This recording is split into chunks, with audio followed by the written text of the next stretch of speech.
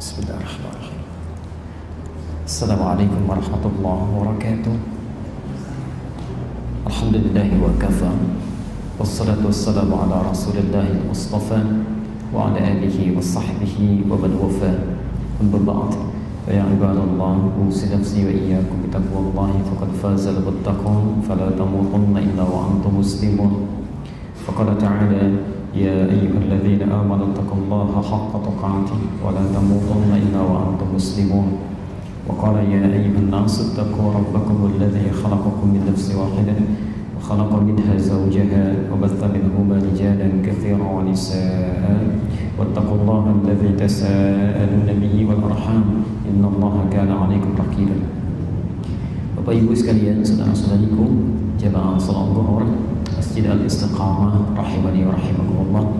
Semoga Allah senantiasa memberikan kemuliaan kepada kita semua dan menjadikan aktivitas yang kita jalani dalam kehidupan ini sebagai ibadah yang diikhlaskan hanya kepadanya. Mari kita awali pertemuan kajian kita dalam lanjutan kajian tafsir ini dengan bersyukur pada Allah Subhanahu wa taala. Kita masih diberikan kesempatan oleh Allah menjalani sebagian dari kehidupan kita. Mudah-mudahan kehidupan kita, kesempatan yang Allah berikan dari hari ini, kita manfaatkan sebaik-baiknya untuk memperbanyak amal soleh sehingga lebih berkualitas dibandingkan dengan amal soleh yang pernah kita kerjakan di hari-hari sebelumnya.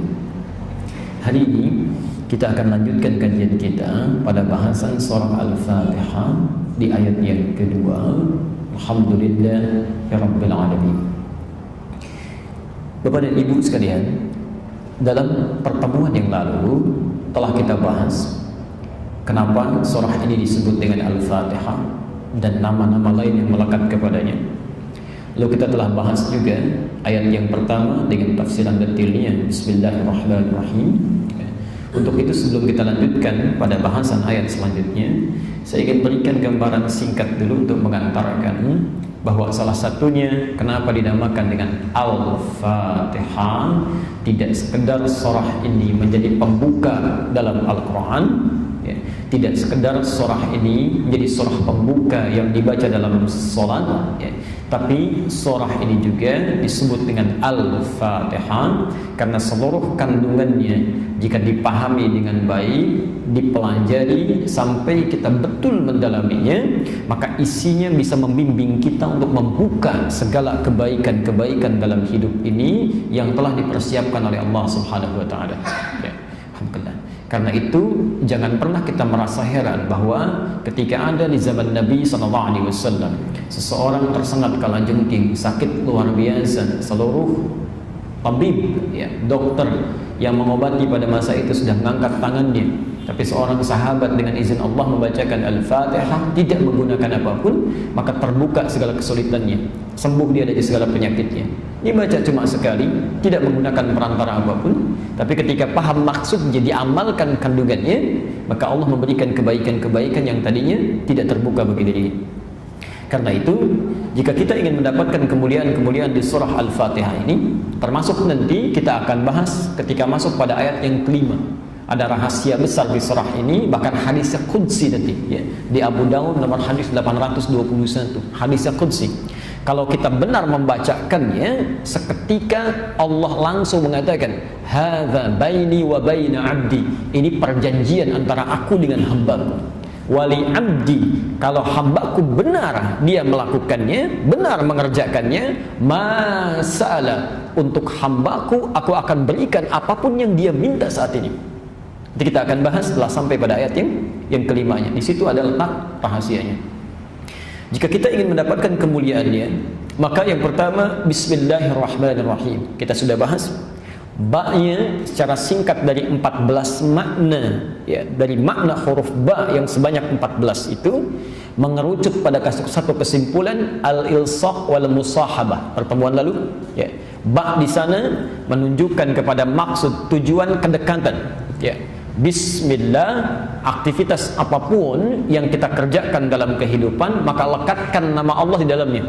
Ya, saya sudah bahas ini dengan detail. Di contoh simpelnya, saat akan minum, ketika Anda mengucapkan Bismillah, tidak sekedar menyebutkan itu bagian dari ibadah, ya, maaf, misal Bismillah dengan nama Allah, otomatis minumnya menjadi ibadah, ya. Tapi kalimat bismillah itu huruf ba-nya memberikan kesan kepada kita, seseorang saat akan minum mengucapkan bismillah tidak sekedar minumnya karena Allah, tapi merasa dipersaksikan oleh Allah Subhanahu wa taala. Musahabah, merasa didampingi, dilihat, diawasi. Jadi kalau orang melakukan aktivitas merasa dilihat oleh Allah, dia tidak akan sembarangan minum. Bahkan jangankan dia minum, dia lihat pun dia akan lihat dulu. Apakah minuman ini diridhoi oleh Allah atau tidak? Apakah minuman ini dibenarkan oleh Allah atau tidak?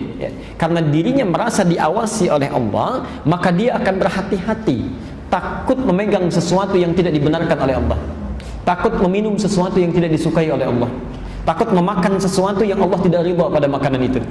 Di kalimat bismillah itu ketika ibu mengucapkannya, itu hati-hati, bukan kalimat formalitas. Tapi rasakan huruf ba di sana, ilsa, musahabah. Rasakan saat mengucapkannya kita sedang dilihat oleh Allah Subhanahu wa taala. Diawasi. Anda mau tanda tangan satu proyek misalnya, Anda ucapkan bismillah, maka rasakan saat tanda tangan itu Allah sedang mengawasi. Tidak mungkin ada seorang hamba merasa diawasi Allah, penanya bisa melukis sesuatu yang tidak diridhai oleh Allah Subhanahu wa taala. Tidak mungkin ada seorang hamba merasa dilihat oleh Allah, kemudian dia mengkonsumsi makanan yang justru tidak disukai oleh Allah Subhanahu wa taala. Itu mustahil. Jadi kalau ada seorang hamba misalnya melakukan aktivitas yang diharamkan oleh Allah dan menyebut nama Allah di dalamnya, ada yang salah dalam imannya. Ada yang salah, meresmikan satu proyek misalnya yang justru bertentangan dengan ketentuan Allah, proyek yang diharamkan, yang mengandung unsur kemusyrikan, tiba-tiba mengatakan mari kita buka dan kita resmikan dengan bismillahirrahmanirrahim, menyebutkan kalimat bismillah tapi melakukan sesuatu yang haram, ada sesuatu yang bermasalah dalam imannya. Karena itu coba cek, kalau dalam keseharian kita mengucapkan bismillah tapi hati kita tidak merasa diawasi Allah, pandangan kita tidak merasa diawasi Allah, telinga kita tidak merasa didengar Allah pendengarannya, maka ada sesuatu yang belum meningkat. Ada yang belum meningkat. Kalau Anda ingin berusaha meningkatkan iman, nanti Imam Al-Bukhari sudah menyiapkan satu bab khusus dalam kitab sahihnya. Ibu silahkan nanti atau bapak buka kitab Sahih Al-Bukhari, itu bab pertamanya Kitabul Iman, ada 57 hadis. 57 hadis itu adalah perkara-perkara, hal-hal yang bisa meningkatkan iman kita, sekaligus hal-hal yang harus diwaspadai yang bisa menurunkan iman. Jadi kalau ibu bertanya misalnya, kayak saya suka naik turun keimanannya, kalau lagi semangat ingin ikut ta'lim, kalau tidak menurun. Antum yang akhwan bertanya, kalau saya sedang semangat ingin tahajud, kalau tiba-tiba bisa menurun, apa penyebabnya? Nanti kita akan temukan di 57 hadis itu, penyebab yang bisa menurunkan iman antum itu apa saja di antaranya? Ada maksiat, ada makanan yang berlebihan, ada sesuatu yang haram masuk ke dalam diri. Kalau Anda kemudian ingin tingkatkan lagi imannya, ada juga disebutkan oleh Nabi SAW bagaimana cara untuk kita melakukannya. Ada sekitar 57 hadis. Lihat Sahih Al-Bukhari jilid yang pertama, di bab yang pertama Kitabul Iman, pembahasan tentang hal-hal yang terkait dengan iman. Jika Anda sudah bisa melakukan segala sesuatu, merasa dekat dengan Allah, diawasi Allah, diperhatikan Allah, maka keberkahan akan Allah turunkan kepada kehidupan kita. Karena itu letaknya setelah bismillah ditambahkan dengan Rahman. Rahman itu sifat Allah yang memberikan segala kemuliaan dunia tanpa batas. Mohon izin kalau saya agak cepat menyampaikan, karena ini yang sudah kami detilkan di pertemuan yang sebelumnya. Di segala kebutuhan dunia kita, kalau ingin diberikan oleh Allah, baik urusan makannya, baik urusan masalah sandangnya, baik urusan masalah papannya, apapun yang kita butuhkan dalam dunia, maka sifat Allah yang mewujudkannya disebut dengan Rahman. Rahman. Baik. Kalau itu sudah bisa kita dapatkan, maka Masya Allah, ya kita ambil logikanya. Yang punya rezeki Allah, yang punya kemudahan Allah, yang punya fasilitas Allah. Saya sering rewel mengatakan, kenapa sih ada manusia yang saling menyingkirkan, menyungkurkan, menyudutkan untuk berebut yang sedikit, yang Allah punya yang banyak tidak diminta. Yang paling cerdas itu kan sederhana, yang punya rezeki Allah, kenapa tidak kita dekati Allah? Yang punya solusi Allah, kenapa tidak minta kepada Allah? Karena itu orang cerdas ketika akan memohon sesuatu supaya mudah didapatkan, dia akan sertakan Allah. Dia sertakan Allah dalam pekerjaannya, Dia sertakan Allah dalam aktivitasnya. Ya. Jadi kalau orang menyertakan Allah itu mustahil, akan sulit itu mustahil, pasti mudah. Ya, pasti mudah. Ya. Saya kasih perbandingan begini. Ini urusan dunia dulu ya, yang para ikhwan dulu. Saya tanya, rizki itu adanya di mana? Di langit atau di bumi? Tahu dari mana? Quran surah 51 ayat 22. Kita usahakan dari Al-Quran, kemudian Sunnah. Kalau kita temukan dari situ, itu yang terbaik. Ya, sebelum mencari yang lain. Bismillah. Quran surah 51 ayat 22. Ini teori tentang rezeki ya. Kita lihat misalnya. Wa fis samaa'i rizqukum wa ma tu'adun. Ya.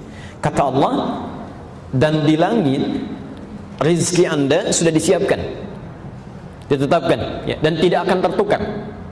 Di langit rezeki kita sudah disiapkan, dituliskan, tidak akan tertukar. Ya. Jadi mohon maaf kalau Allah sudah kasih statement tidak akan tertukar. Jadi tidak ada kerjaan mengambil rezeki orang. Ya. Jangan pernah mengharapkan rezeki orang lain, apalagi mengambilnya, itu tidak ada kerjaan. Karena rezeki kita sudah ditetapkan. Ya. Ingat hukum pengambilan itu ya. Ingat hukum pengambilan. Kalau ada hak orang lain diambil, maka seketika terasa menyenangkan, tapi yang diambil ini satu saat akan kembali. Ya, akan kembali. Jadi kalau orang ngambil rezeki orang lain, cuma melelahkan diri saja. Ngambil, ya kapan lagi akan dikembalikan? Ya, satu saat. Entah besok, entah seminggu kemudian, entah sebulan kemudian, pasti akan kembali. Ya.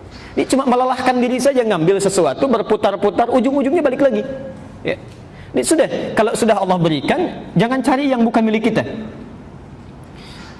Wa ma tu'adun, dan dijanjikan kata Allah pasti diberikan. Rizki kamu sudah dituliskan di langit, dijanjikan diberikan. Ya. Rizkinya di langit. Kita hidup di mana? Di bumi. Di bumi. Kita hidup di bumi, rizkinya di langit. Masya Allah. Kita bertanya, ya Allah, bagaimana seperti ini? Kami hidupnya di bumi, rizkinya di langit. Gimana ngambilnya? Maka Allah turunkan sifat keadilannya. Ya. Diturunkan rizkinya ke bumi, disediakan untuk kita mudah mengambilnya. Quran surah kedua Al-Baqarah ayat 29. Dijawab di Quran surah kedua ayat 29. Karena kita tinggal di bumi, maka turun ayat, saya agak cepat, huwallazi khalaqalakum ma fil ardi jami'an. Rizki yang di langit ini kami turunkan ke bumi, maka Allah menciptakan segala hal di bumi untuk memenuhi kehidupan kita. Ya, dialah Allah yang menjadikan segala hal di bumi lakum untuk kalian. Apa saja ya, bisa kita dapati. Ya. Pelan-pelan. Rizkinya di langit diturunkan ke bumi. Bumi luas atau sempit? Luas, baik ya. Antum tinggalnya di Kelapa Gading, tapi rezekinya turunnya di Palembang misalnya, kan harus nyari ke sana tuh. Ya, jangankan ke Palembang, kalau rezekinya turun di Sunter saja kita mesti bergerak. Ya, karena itu turun perintah dari Allah, karena tidak semua rezeki yang turun itu langsung menimpa kita. Ya, barangkali tempatnya agak harus memerlukan usaha untuk bergerak. Ya, karena itu turun ayat Quran surah kedua Al-Baqarah ayat 168. Ya. Kita diminta untuk berusaha untuk mengambilnya. Ya ayyuhan nasu, hei manusia, kulu mimma fil ardi halalan thayyiban. Silahkan kamu berusaha untuk mendapatkan rizkimu, ya. Untuk makanmu, untuk minummu, untuk segalanya, ya. Dengan cara yang halal dan baik. Halal plus thayyib. Pelan-pelan. Halalan thayyibah. Perhatikan rumusnya sini. Rizki itu tidak cukup dengan diharap-harap, tapi menuntut usaha untuk meraihnya. Tapi yang menarik, bahasa Quran ketika meminta manusia mencari rizki itu membuat hukum umum universal. Ya, tidak mengikat akidah. Hukumnya mesti dicari dengan halal, legal. Ya. Tidak boleh mencuri, merampok dan sebagainya. Hati-hati. Karena hukumnya sifatnya umum mengikat bagi manusia, maka manusia agama apapun, kepercayaan apapun yang melanggar dua ketentuan ini pasti mendapatkan konsekuensi dari kehidupan dunianya, diproses juga. Misal ada seorang muslim mencuri misalnya, menempuh mencari rezeki dengan cara yang tidak halal, tentu akan ditempuh juga melalui hukum dunia, ya. Jadi tidak akan dibedakan, mau orang Islam mau non muslim, begitu mendapatkan mencari rezekinya dengan cara yang tidak halal, maka diluruskan juga, ya. Saya belum pernah mendengar ada polisi misalnya ketika menangkap pencuri ditanya dulu, bapak agamanya apa? Gak mungkin, ya. Oh Islam Pak, oh kalau gitu gak usah ditangkap, dikasih tausiah saja. Gak bisa, mau Islam mau non muslim, begitu salah ya sudah, proses, selesaikan, hukum umum. Yang menarik bukan itu, kita agak percepat. Ketika ada seseorang mencari rezeki bismillah dengan imannya, ya, dengan keyakinannya, ya. Ada orang bertanya kepada Allah, ya Allah kami minta keadilan, ya. Ada non muslim, dia tidak sholat, dia tidak puasa, dia tidak zakat, masa bisa mendapat kemudahan dalam mencari rezekinya? Kami yang sholat, yang puasa, yang berhaji, yang beribadah, harusnya ada perbedaan, ya, ada kemudahan mendapatinya. Maka Allah turunkan ayat khusus yang diberikan hanya pada orang-orang yang punya iman. Quran surah kedua Al-Baqarah, ketentuan kedua, ayat 172. Pelan-pelan. Nanti silakan Anda perhatikan bagaimana cara Al-Quran mengungkapkannya. Yang di sini 168, ya ayyuhan nas, ya ini, hei manusia. Manusia sifatnya universal, bisa bagi seorang muslim atau non muslim. Tapi ketika menyebutkan di ayat 172 dirubah dari nas menjadi amanu, ya ayyuhalladzina amanu. Pelan-pelan. Kalau sudah amanu berarti hanya mengikat orang yang beriman saja, orang Islam tidak di luarnya. Sekarang lihat ayatnya, ya ayyuhalladzina amanu kulu. Di sini ada kulu, di sini ada kulu. Tapi yang hebat di sini mimma fil ardi halalan thayyiba, yang di sini kalimat halalnya dibuang. Kulu min tayyibati ma razaqnakum, halalnya dibuang, tayyibnya dijamakkan, tayyibat. Masya Allah. Ma razaqnakum.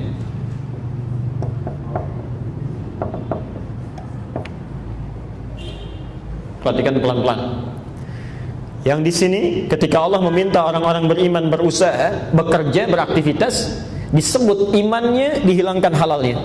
Ya ayyuhalladzina amanu kulu min tayyibati, halalnya dibuang. Kenapa ketika menyentuh orang-orang beriman, meminta dia bekerja, kalimat halalnya dibuang?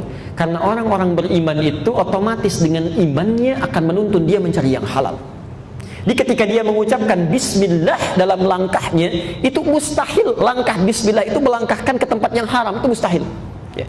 Jadi ketika dia mengucapkan bismillah dalam pekerjaannya, itu imannya otomatis akan menuntun kepada yang halal. Jadi kalau ada orang merasa beriman, bahkan mengucapkan kalimat Allah dalam pekerjaannya, tapi dia mengerjakan yang haram dalam pencariannya, ada yang salah dalam imannya, ada yang keliru.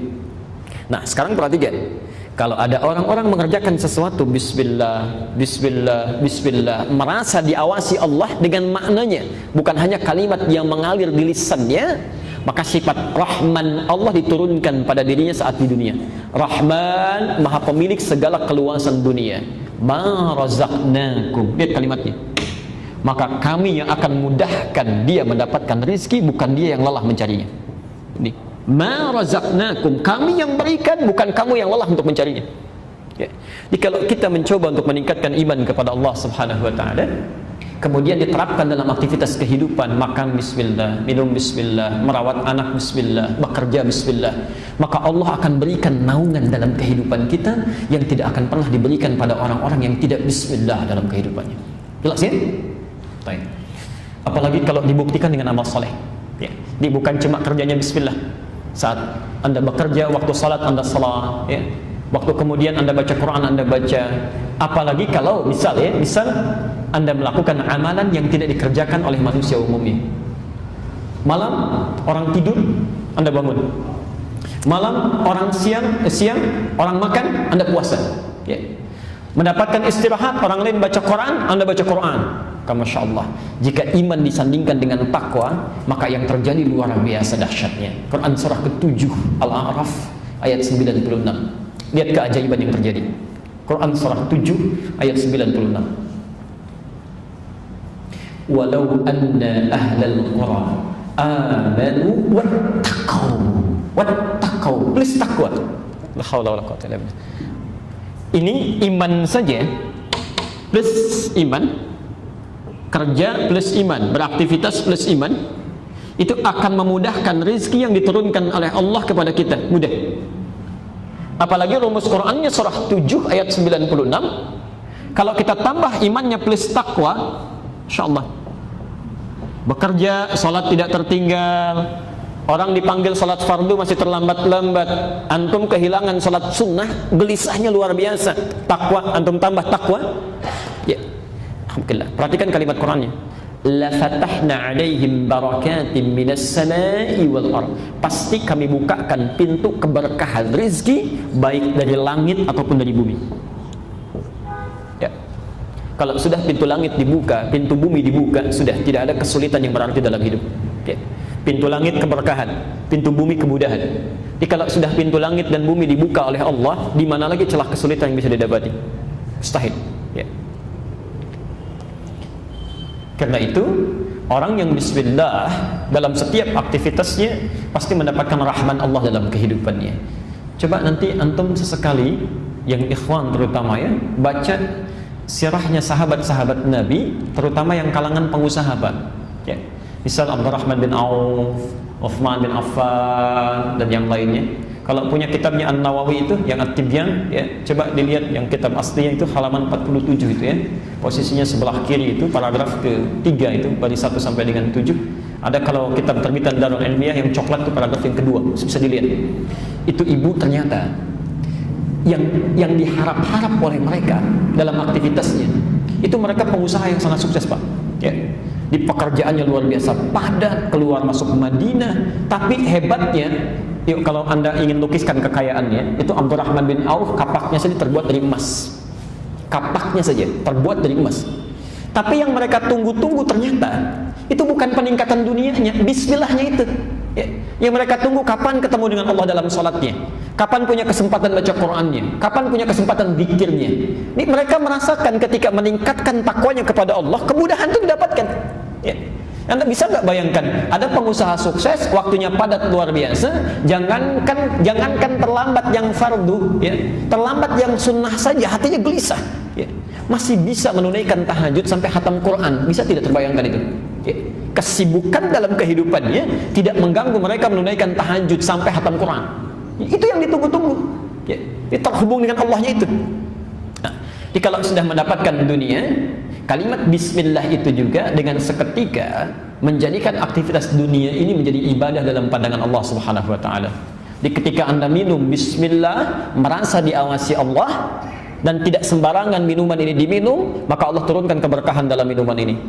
Saat yang bersamaan ketika Anda minum, sifat air menghilangkan haus, ya, bismillah menjadikan apa yang kita minum dari pahala sisi Allah Subhanahu wa taala. Plus bekal akhirat. Ya, plus bekal akhiratnya. Saya beri contoh pelan-pelan. Kalimat bismillah itu dalam fikih salah satu kalimat yang menjadi pembeda antara rutinitas dengan ibadah. Ya. Misal kita makan tiap hari, non-muslim juga makan, dan kebutuhan manusia diantaranya makan. Ya. Kalau Anda tiap hari makan, itu disebut dengan rutinitas yang rutin dilakukan. Ya. Tapi kalau saat makan kita sertakan nama Allah di dalamnya, bismillah, Anda makan, maka rutinitas itu seketika berubah menjadi ibadah. Ya. Maksud ibadah punya untuk bekal akhiratnya, ini dicatat oleh Allah. Ya. Saat makan, bismillah, pahala bernilai. Ya. Minimal satu kali aktivitas 10 kebaikan. Dalil Quran surah ke-6 Al-An'am ayat 160. Kita usahakan dalam argumentasi Quran dan sunnahnya sehingga lebih mudah untuk dipahami. Ya. Man jaa bil hasanati falahu asyru amthaliha. Siapa yang melakukan satu kebaikan, ya, diniatkan karena Allah, maka dia dapat 10 poin dari kebaikannya. Ya. Di ketika Anda makan bismillah, dicatat bekal akhirat. Minum bismillah, catat bekal akhirat. Ya. Karena itu, pelan-pelan tidak akan pernah ditemukan seluruh aktivitas dalam agama kita yang baik-baik kecuali bersanding dengan doa. Coba lihat, bangun tidur ada doanya. Saat berpakaian ada doanya. Mau minum ada doanya. Makan ada doanya. Bahkan Anda barusan masuk masjid ada doanya. Keluar masjid doanya sudah beda. Mau ke toilet dulu ada doanya. Jadi semua aktivitas kita itu ada doanya. Doa itulah yang menjadikan aktivitas berubah nilainya menjadi ibadah. Saat tak mampu mengucapkan doanya, hafal kalimatnya, cukup ringan membacakan doanya. Bismillah. Ya, Bismillahirrahmanirrahim tersingkat dengan Bismillah. Seketika poin kita bertambah.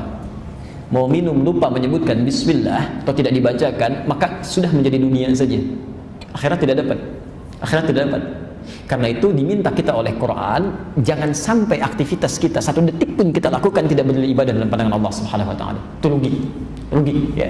Turun ayat, "Wa ma khalaqtul jinna wal insa illa liya'budun." Quran surah ke-51 ayat 56. Tidaklah aku ciptakan jin dan manusia itu illa kecuali untuk menjadikan seluruh aktivitas yang dia kerjakan sebagai ibadah untukku. Ya. Itu yang membedakan muslim dengan non-muslim. Jadi kalau ibu minum, non-muslim pun minum. Ya. Anda makan, saudara kita yang non-muslim pun makan. Cuma harus ada bedanya. Syahadat kita itu harus membedakan antara makanan yang kita makan dengan makanan yang mereka makan. Ya. Makanannya sama, gado-gado. Ya. Cuma bedanya harus ada. Kalau hukum dunia menjadikan kenyang, hukum akhirat mesti jadi ibadah. Kalimat bismillah itulah yang menjadikan ibadah. Nah, sifat Allah yang memberikan pahala kebaikan akhirat bagi ibadah kita itu disebut dengan Rahim. Karena itu, seseorang yang menyertakan bismillah dalam kehidupannya, maka Allah turunkan berkah dunia disebut dengan Rahman, kebaikan akhirat disebut dengan Rahim. Jelas di sini? Nah, kalau sudah jelas gambarannya pertemuan lalu, sekarang kita akan teruskan. Hukum menerima pasti melahirkan kasih, ya. Dan hukum mendapatkan sesuatu menggabungkan kata terima dengan kasih, umumnya berterima kasih. Di hukum kalau Anda menerima sesuatu pasti akan Anda berikan sesuatu, ya. Walaupun cuma ucapan. Sebagai contoh, Bapak Ibu kalau ada yang memberikan handphone misalnya, respon kita apa? Minimal kita akan ucapkan terima kasih. Masih?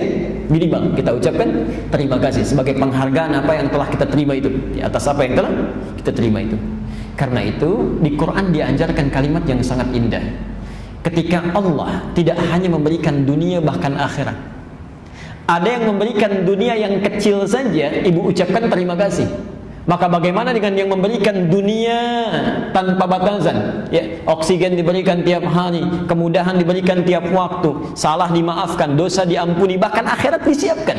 Ya, dunia yang kecil saja kita ucapkan terima kasih, maka bagaimana dengan yang memberikan dunia dan akhirat dalam kehidupan kita? Ya. Lalu kita bertanya, ya Allah, kalau kami diberikan itu, bagaimana cara kami mengungkapkan terima kasihnya?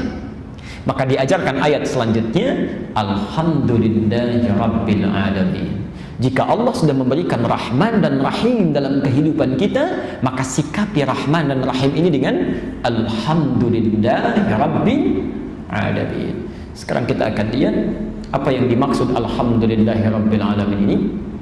Kalau kita bisa melakukannya, apa konsekuensi yang kita dapatkan dalam kehidupan, dan bagaimana mempraktekkannya dalam real kehidupan kita. Itu poinnya.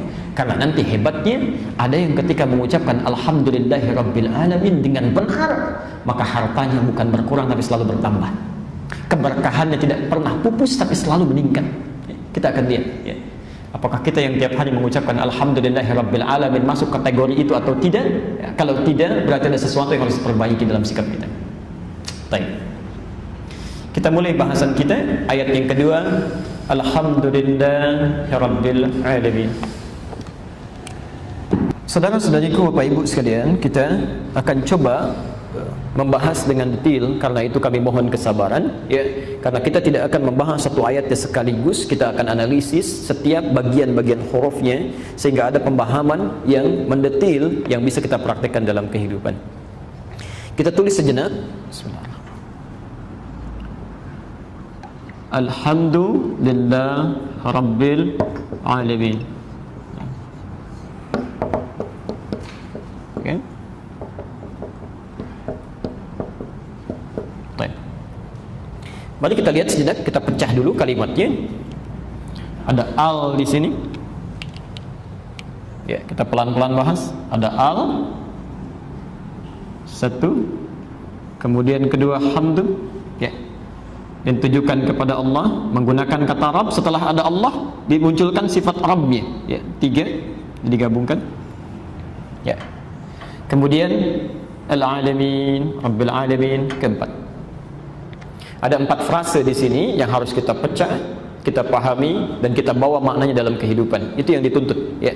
Ibu bapak mengucapkan Alhamdulillahi Rabbil Alamin ribuan kali pun tidak paham maksudnya, tidak akan dapat keutamaannya.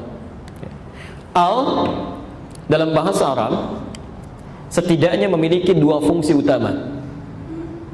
Mohon izin kalau saya agak sedikit pelan, sekarang saya pelankan, agak lambatkan karena tadi mengulang hal-hal yang sudah kita bahas. Ya. Al dalam bahasa Arab setidaknya memiliki 2 fungsi utama.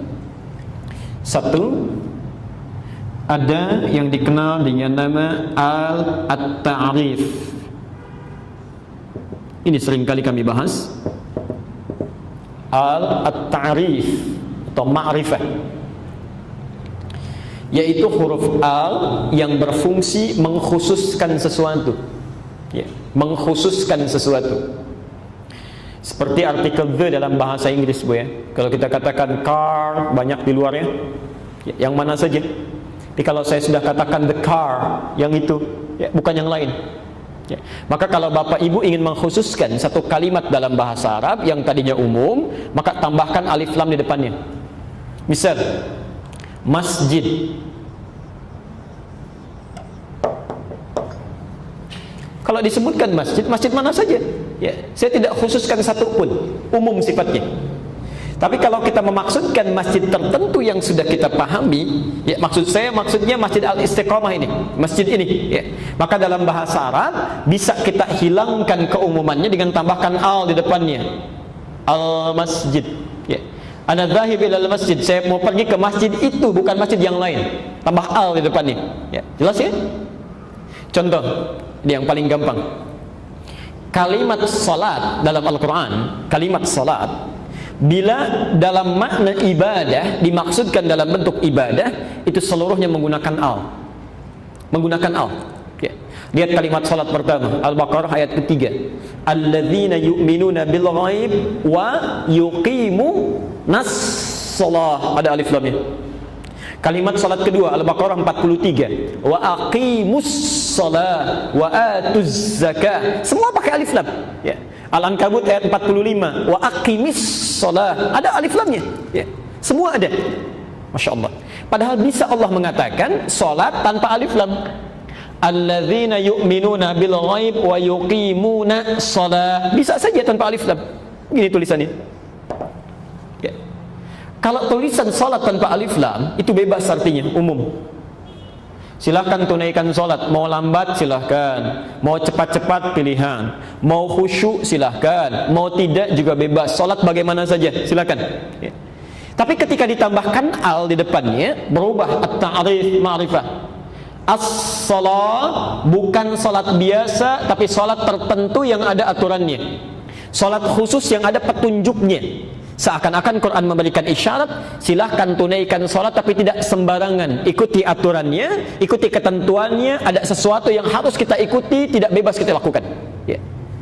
Maka diikat kemudian dengan sabda Nabi SAW, Al-Bukhari nomor hadis 631. Ya. Kata Nabi, "Sallu kama ra'aitumuni usalli." Ya. Silahkan kalian salat, salatlah kalian, tapi jangan sembarangan. Ya. Silahkan salat seperti melihat saya salat. Ya, salatlah kalian seperti melihat aku salat. Ibu, ya, sedikit saja ya. Ibu bisa bayangkan kan? Kita sekarang tidak hidup di zaman Nabi. Ada orang hidup di zaman Nabi SAW, masuk ke Masjid An-Nabawi, salat di samping Nabi. Selesai salat, kata Nabi, lihat kalimatnya, kata Nabi ini langsung dikatakan, "Shalli fa innaka lam tusalli." Silakan Anda salat lagi karena Anda belum salat. Orang ini salat lagi. Begitu selesai salam, diulang lagi oleh Nabi, "Shalli fa innaka lam tusalli." Silakan Anda salat karena Anda belum salat. 3 kali diulang oleh Nabi. Ibu bisa bayangkan, ada orang hidup di zaman Nabi, salat di samping Nabi, ternyata saat salat Nabi melihat salatnya bermasalah. Ya. Di sahabat saja hidup di zaman Nabi, bersanding dengan Nabi, menunaikan salat diluruskan oleh Nabi dan tidak merasa aman, maka bagaimana dengan orang yang bukan sahabat, tidak hidup bersama Nabi dan tidak ingin belajar salat seperti Nabi, maka tidak akan aman salatnya. Ya. Ada di Al-Bukhari nomor hadis 757, hadis Muslim nomor hadis 397. Ya. Disebut oleh Al-Bukhari dengan babul musi fis shalah, bab orang yang salatnya tidak bagus. Ya. Lalu diajarkan oleh Nabi salat dari awal sampai akhirnya, ya, dari takbir sampai dengan salam, dan ditunjukkan pada orang tersebut serta kepada kita. Ya, sallu kama raaitumuni usalli. Salatlah kalian persis seperti saya menunaikan salat ini. Pelan-pelan. Hal yang kedua, jadi yang pertama bermakna ta'rif atau ma'rifah, mengkhususkan sesuatu. Handphone, bahasa Arabnya naqal. Ya. Kalau ingin saya sebutkan handphone yang ini bukan yang lain, pakai alif lam, an-naqal. Plus spidol, kolam. Kalau ingin saya sebutkan di antara spidol yang ada yang ini, al-qalam. Tisu, mindil. Kalau saya ingin sebutkan yang ini bukan yang ini, al-mindil. Jelas ya? Baik. Pelan-pelan. Fungsi al yang kedua. Ini yang terkait dengan ayat kita.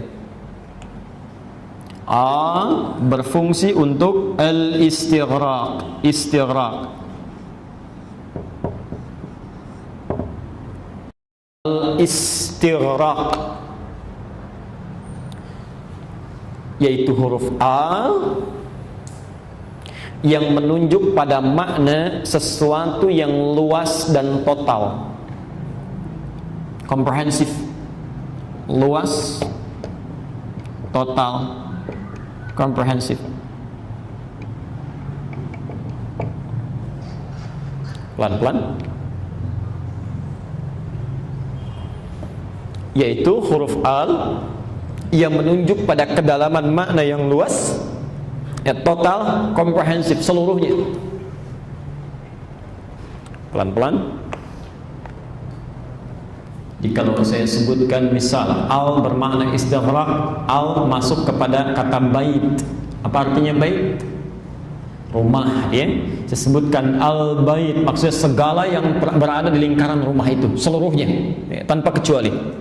Al masjid, alnya maksudnya istighraq, segala yang berada di masjid ini, seluruhnya yang terikat oleh areanya, ya, tanpa kecuali sedikit pun.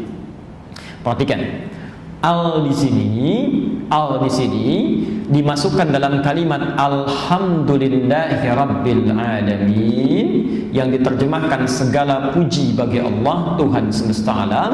Alnya bukan masuk pada golongan yang pertama ta'rif, tapi yang dimaksudkan al-istighraq, istighraq. Jika kita ingin memuji Allah, berterima kasih atas nikmat yang diberikan, maka pujilah Allah secara total, ya, total. Jangan sertakan kalimat-kalimat lain dalam memujinya. Sambungkan dengan yang tadi, Bismillahirrahmanirrahim. Kalau kita melakukan sesuatu karena Allah, Allah turunkan sifat rahmannya, keberkahan dunia, sifat rahimnya, kebahagiaan akhirat. Karena kita diberikan dunia dan akhirat, maka adab kita mengucapkan terima kasih. Bagaimana caranya? Maka diterangkan di ayat ini, al. Pertama, kalau Anda ingin berterima kasih kepada Allah mesti total, ya, total. Total dalam arti, satu, jangan sertakan kalimat-kalimat lain yang mengurangi pujian itu. Maaf, bisa kadang-kadang situasi suka begini, ya. Kita sudah inginnya total, tapi kalimat kita malah mengecilkannya. Ada seorang sakit, dirawat di rumah sakit, sudah lebih baik. Ditanya, "Ibu, bagaimana keadaannya?" "Ya, alhamdulillah sudah lebih baik." Kalau sudah alhamdulillah, jangan pakai ya lagi. "Ya, alhamdulillah." Nggak usah. Karena sudah pakai al. Al itu menghilangkan kalimat-kalimat lain yang menyertainya. Sudah selesai, ya. Pak, gimana proyek yang kemarin? Sudah ada kemajuan sih, tapi ya alhamdulillah. Jangan pakai tapi, ya. Kalau sudah alhamdulillah, kalimat tapi, walaupun, ya, itu hilang semua, ya. Karena kita arahkan total. Jadi jangan disertai oleh apapun. Ya. Al itu, kalimat al, kalau dimasuki kalimat lain, maka akan berkurang keluasannya. Dikurangi hurufnya, maka berkurang maknanya. Ya. Seperti kata Islam misalnya, ya. Al-Islam itu. Di Islam itu sudah luas. Jadi kalau ditambahkan kalimat lain mengiringi, yang luas jadi sempit. Ya. Saya tanya misalnya, kalimat luas, maknanya luas tidak? Luas. Seluas apa? Nggak ada batas.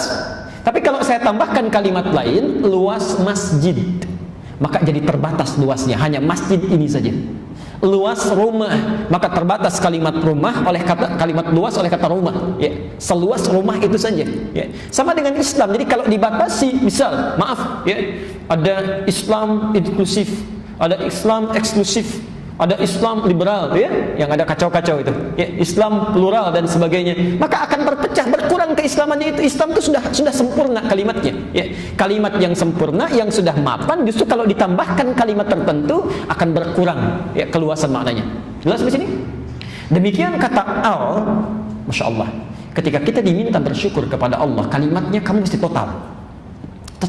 Ya, jangan sertakan yang lain, ya, luaskan dan serahkan seluruhnya kepada Allah Subhanahu wa taala. Yang kedua, kata al juga menunjuk pesan kepada kita sebagai ajaran ketawadhuan, ya, bahwa tidak ada peran kita di situ kalau Allah tidak berkehendak. Ya. Ini ada pengakuan di situ bahwa semua nikmat yang diberikan hakikatnya punya Allah, ya, bukan punya kita. Jadi ketika Anda diberikan sesuatu, dititipkan pada kita, kita mengucapkan Alhamdulillah, seakan-akan ada isyarat memang semuanya karena Allah kok, peran saya nggak ada. Ada ketawadhuan di situ. Ya. Awas, hati-hati, yang kedua ini agak sulit nih. Agak sulit. Jadi Anda serahkan pujian kepada Allah seluruhnya. Kalau seluruhnya berarti kita nggak boleh ngambil bagian sedikit pun dari situ. Ya. Karena kadang-kadang kalau seseorang dipuji, pujian itu kan biasanya pada 3 hal, ya, pada harta benda, pada ilmu, pada kedudukan. 3 hal ini bertambah, ada kelebihan tertentu, maka pujian biasa datang. Ya, Masya Allah. Ibu misalnya, ya, anaknya, mohon maaf ya, bagus prestasi di sekolahnya, dipuji oleh temannya. Masya Allah, Bu, anaknya luar biasa ya, pintar, rankingnya bertahan terus. Ibu ucapkan Alhamdulillah, selesai. Artinya seakan-akan kita mengatakan semua ini atas rahmat Allah Subhanahu wa taala. Saya nggak punya peran apa-apa kecuali mengikuti ketentuan Allah. Jangan tambah lagi kalimatnya. Dan ibu katakan itu sebagai tawadhu, bahwa peran kita itu cuma mengerjakan saja, Allah yang berkehendak. Tapi kalau ibu tambahkan lagi kalimat yang lainnya, mengambil sedikit saja dari pujian itu, sudah salah. Alhamdulillah, Bu, memang ini Allah anugerah berikan kepada kami. Tapi ya kita juga berusaha, ya, siapa dulu dong ibunya kan malam-malam juga membangunkan dia. Itu sudah berkurang. Ya. Jelas Pak? Ya. Sama dengan Anda juga dapat jabatan misalnya, ada promosi jabatan. Selamat Pak, Alhamdulillah, ini kebaikan yang Allah berikan kepada kami. Tapi juga ada kerja keras yang harus kita kerjakan. Saya ini begini-begini, nah tuh, begini-begini itu sudah mulai muncul. Ya. Karena pernah terjadi Qarun. Ya. Tahu Qarun? Tahu di mana? Qarun itu sepupunya Nabi Musa. Ya, sepupunya Nabi Musa. Jadi Qarun punya bapak namanya Yesar. Musa punya bapak namanya Imran. Tapi bukan Imran yang di Ali Imran, ya, Imran yang lain. Imran itu kakaknya Yesar. Jadi bapaknya Musa adalah kakaknya bapaknya Qarun. Musa punya bapak namanya Imran, Qarun punya bapak namanya Yesar.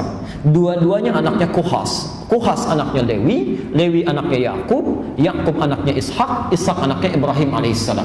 Ya, bin Azar, bin Nahur, bin Abid, bin Kinan, bin Arfahsyad, bin Sam, bin Nuh alaihissalam, bin Mihlail, bin Mutusyalah, bin Kinan, bin Anwas, bin Tis, bin Adam alaihissalam. Ya, gak nyambung ke atas. Nah, yang mau saya sampaikan, Qarun itu kaya atau miskin? Tuh, sudah salah.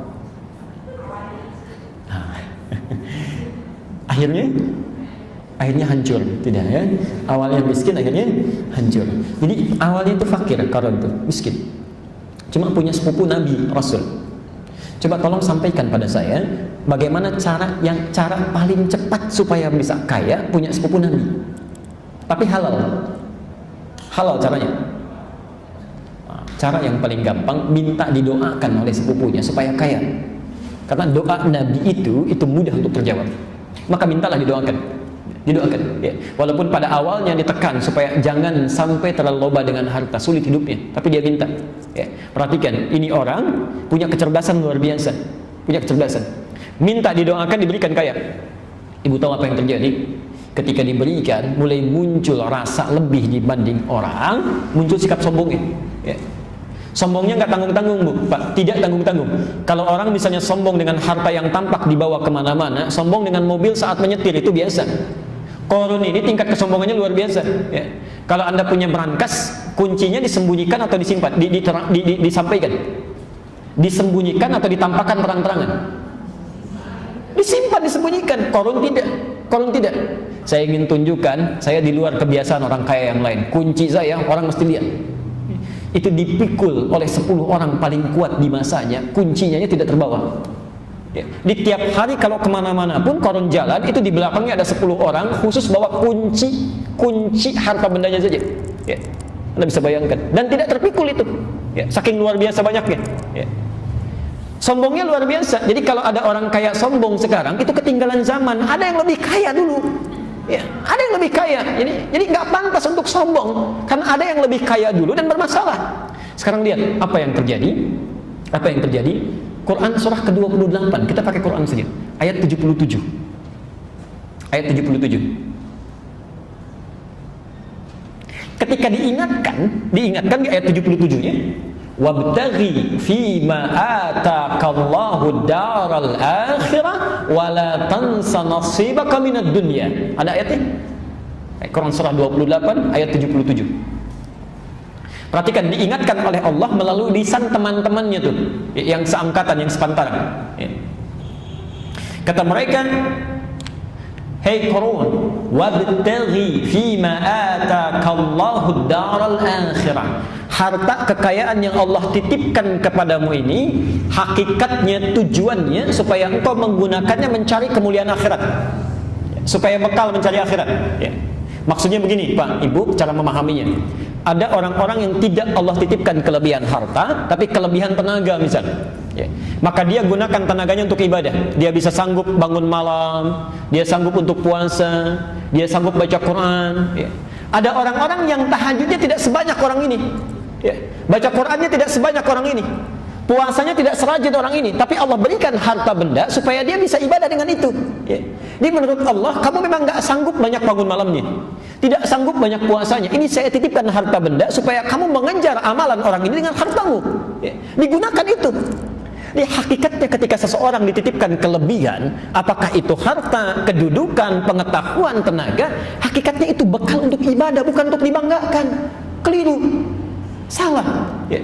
Yang jadi persoalan, ketika dijelaskan tentang makna itu, muncul sifat kesombongannya. Lihat di ayat ke-78-nya, innama utituhu ala ilmin indi, ya. Saya dikasih ini, bukan syukur yang muncul, bukan syukur. Dia tidak mengalir dalam lisannya kalimat alhamdulillah, bukan cuma satu, Bu. Dia nggak ngambil sedikit saja, ya. Kan ada orang yang ngambil cuma sedikit, alhamdulillah, tapi ya saya juga ada perannya di situ. Kan ngambil sedikit tuh. Kalau enggak, dia ngambil semuanya. Saya mendapatkan ini bukan karena faktor yang lain, ini karena kepintaran saya saja. Anda bisa bayangkan, ya. Ada orang yang mengambil keseluruhannya. Apa yang terjadi? Fakhasafna, maka kami lipat itu bumi, kami tenggelamkan dia plus harta-hartanya, supaya menjadi pelajaran bagi orang-orang di masa yang akan datang, ya. Jadi kita akan lihat saat kita bersyukur apa yang diberikan, saat kita kufur apa yang akan diambil oleh Allah Subhanahu wa taala, ya. Jelas sampai sini? Nah, jadi bagian yang pertama, kalau kita sudah mengucapkan al, maka yang lain gak usah masuk. Plus diri kita pun jangan merasa unggul, ya. Rendahkan diri kita, merasa tidak punya peran, karena hakikatnya Allah yang berikan pada kita, baik rahman dunia atau maslahat kehidupan akhirat nanti rahim. Jelas di sini? Al. Jadi itu baru al, ya.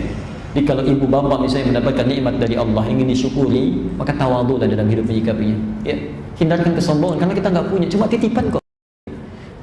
Maaf ya, sombong pada sesuatu yang dititipkan itu orang aneh. Orang aneh. Pak, nitip mobil ya, Pak Jero dititipkan, terus bapak foto-foto begini ya, selfie gitu, bikin status, itu orang aneh, ya. Sombong pada sesuatu yang dititipkan aneh, bukan punya sendiri kok, ya. Yang paling aneh adalah merasa memiliki pada sesuatu yang dititipkan dan tidak mau mengembalikan saat diminta. Itu orang aneh. Orang aneh. Ya. Saya mau tanya, yang rasa-rasa kita miliki itu titipan atau milik pribadi? Rumah titipan bukan? Mobil, bahkan diri kita pun itu titipan. Ini mata, ini milik Allah. Kapan saja Allah mau ambil, terserah Allah. Kenapa kita mesti protes? Ya. Tugas kita menjaganya dengan baik. Ya, karena itu turun perintah dalam Al-Quran. Misal Quran surah 24 ayat 30 itu untuk laki-laki, untuk perempuan ayat 31. Nanti ibu bisa temukan Bu di Quran itu cara merawat tubuh dari ujung rambut sampai ujung kaki. Ya. Bagaimana cara menjaga titipan itu? Ya. Kata Allah, wa qul lil mu'minina an yaghuddu min absarihim. Katakan bagi pria-pria yang merasa punya iman, dia yakin akan bertemu Allah, dia yakin akan ditanya. Kata Allah, jaga pandanganmu pada sesuatu yang tidak Allah sukai. Tugas kita menjaganya. Ya. Terserah Allah apakah mau diambil saat di dunia, ya. Penglihatannya diambil, ya. Bisa jadi, ya. Terserah Allah. Tapi pastikan sebelum penglihatan ini ditanya, ya, diambil oleh pemiliknya, pastikan kita jaga dengan baik. Rapi, jaga bersih, termasuk ibu. Ya. Karena ayat 31-nya untuk perempuan. Wa kullil mu'minati an yaghdudna min absarihinna. Baik. Kalau titipan itu satu saat akan diambil tidak? Ditanya tidak? Ya, perhatikan. Ketika kita kembalikan, misal titipan dikembalikan, saya nitip, kemudian dikembalikan. Tiba-tiba dalam keadaan lecet, ya. Yang nitipkan akan bertanya tidak? Bertanya, kenapa ini? Ada kesan tidak suka. Maka perhatikan, mata ini penglihatan akan ditanya oleh Allah, pendengaran akan ditanya. Quran surah ke-17 ayat 36. Quran surah 17 Al-Isra ayat 36. Saya ambil contoh saja dua, ya. Wala taqfu ma laysa laka bihi ilmun innas sam'a wal basara wal fuada kullu ulaika kana anhu mas'ula. Jangan Anda kerjakan, ikuti segala hal yang kita tidak tahu dasar pengetahuannya. Ya, cuma ikut-ikutan saja. Ada acara ini ikut, ada momentum ini ikut. Kita nggak tahu ada apa tuh di situ. Ya. Barangkali ada sesuatu yang menjauhkan kita dari rahmat Allah. Ada satu hal yang tidak Allah sukai, ikut saja. Itu apa yang dilihat, apa yang didengar sebagai pusat informasinya. Allah akan tanya. Ya. Hei penglihatan, emang kamu tidak melihat ketika Allah tampakkan berbagai hal? Kenapa tidak dicerna informasinya? Ya. Kenapa tidak diperhatikan? Termasuk saat Anda diperdengarkan suara azan misalnya, telinga tidak merespon, itu telinga akan ditanya. Saya saking sayangnya dengan kamu, saya tetapkan masjid itu dibangun di samping rumahmu, yang tidak perlu kamu menyetel alarm lagi untuk mendengarkan kapan suara azan akan tiba. Tidak perlu kamu melangkah jauh-jauh untuk bisa melangkah ke masjid. Orang yang dari jauh jaraknya bisa datang dengan melangkah. Kenapa kamu yang saya berikan kendaraannya? Masjid langsung dibangunkan di samping rumahmu, yang suaranya langsung menghadap ke arah rumahmu, dikumandangkan, dibangunkan, tidak bangun juga. Dengan cara apa lagi saya harus bisa memberikan hidayah kepada kamu? Telinga, apa kamu tidak dengar? Ditanya. Ya. Lalu baru pendengarannya menjawab, saya dengar ya Allah, tapi pemiliknya tidak mau merespon. Itu semua akan seperti itu nanti. Semua akan ditanya. Ya, semua akan ditanya. Karena itu orang-orang yang merasa semuanya dititipkan oleh Allah Subhanahu wa taala, maka dia akan menjaga titipan dengan baik. Ya. Karena ada sombong dengan titipan. Ya. Dititipin sedikit sombong kan tidak pantas, ya. Tidak pantas. Ya. Coba pernah lihat tukang parkir? Paling gampang seperti tukang parkir tuh, hidupnya ringan karena merasa diri sebagai titipan, jadi hidupnya nggak berat. Ya. Datang mobil bagus, nggak ada bangga-bangga tuh, biasa saja, masuk jalan selesai. Yang paling menarik, perhatikan saat mobilnya satu-satu pergi itu, saya tidak pernah melihat tukang parkir sedih itu. Ya. Begitu keluar BMW satu, jalan dengan senyuman, nggak ada tuh nangis BMW pergi satu, nggak ada, biasa saja. Ya. Saya tahu tukang parkir, tapi yang kita ambil adalah poinnya. Dia merasa sebagai titipan dalam kehidupannya. Ya. Teruskan. Alhamdulillah. Alhamdulillah. Di Quran itu ada asyukru, ada alhamdulillah. Itu berbeda. Ada asyukru, ada alhamdulillah.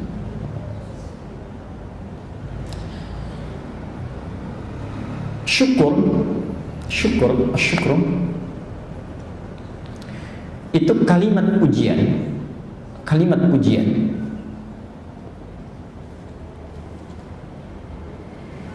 sebagai ungkapan terima kasih. Kalimat pujian sebagai ungkapan terima kasih atas pemberian yang didapatkan, kalimat pujian sebagai ungkapan terima kasih atas pemberian yang didapatkan. Ya. Biasanya orang Arab mengatakan syukran, syukran. Ya. Ibu dikasih sesuatu misalnya, apakah itu barang atau informasi atau bantuan, ibu ucapkan syukran, yang standar. Ya, antum ucapkan syukran, itu standar. Ya, dijawab oleh mereka afu atau afwan. Ya, syukran. Ya, kalimatnya syukran. Tapi pakai sin besar ya. Syukran. Baik. Dipakai sin besar, syukran. Ini kalimat paling singkat. Syukran. Hati-hati kalau menggunakan sin kecil, sukran misalnya, sin kecil, itu artinya mabuk. Di sekran, ya. Nunnya diganti oleh tanwin, sekran. Jadi kalau Anda mengucapkan syukran artinya terima kasih. Tapi kalau sukran pakai s sin kecil artinya selamat mabuk, ya. Sudah keliru. Lihat sini. Tapi kalau Anda ingin mengucapkan terima kasih saat diberi ataupun tidak, berterima kasih saja. Maka kalimat bahasa Arab yang berubah dari syakara menjadi hamidah, dari syukrun menjadi hamdun. Saya ulang, jika kita ingin berterima kasih pada sesuatu hal yang sifatnya umum, baik diberi atau tidak, maka kalimatnya berubah dari syukrun menjadi hamdun. Ya. Di hamdun itu ungkapan terima kasih, ungkapan terima kasih secara total, ungkapan terima kasih secara total, baik saat mendapatkan pemberian ataupun tidak, baik saat mendapatkan pemberian ataupun tidak. Baik, pelan-pelan.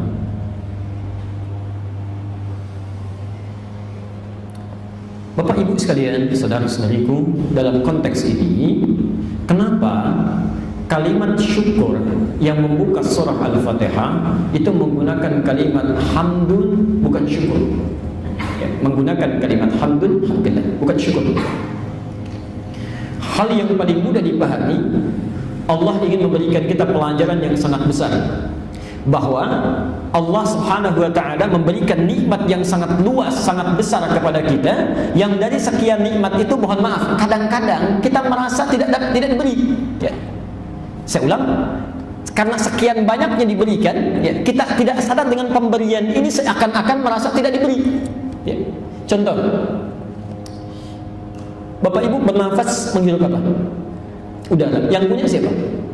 Allah. Jadi sebetulnya setiap hari kita sedang mendapatkan pemberian Allah Subhanahu wa ta'ala. Cuma merasa-rasa kita tuh gak diberi.